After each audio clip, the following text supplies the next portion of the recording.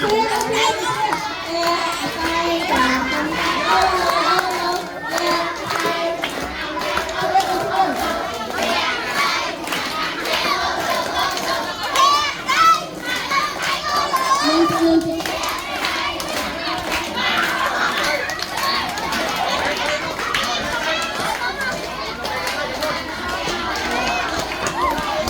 kia ta cái mặt cuội vậy?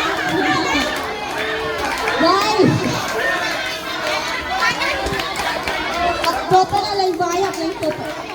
Nè, con thương mình. Nè, cái tay, cái tay, ô lô, ô lô.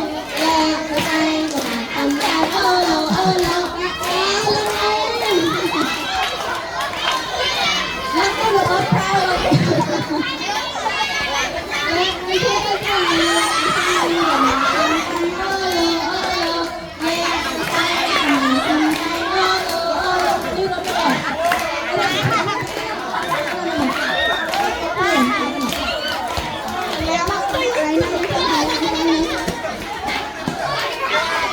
Con chùa cô dặn rồi.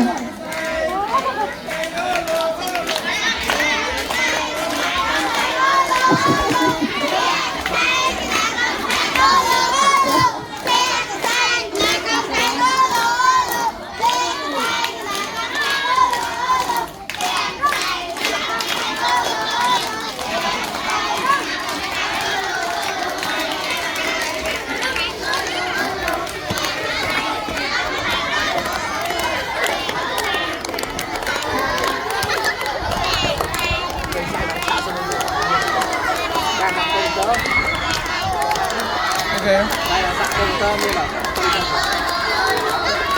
Xong, chơi mấy bờ chơi mà một tí.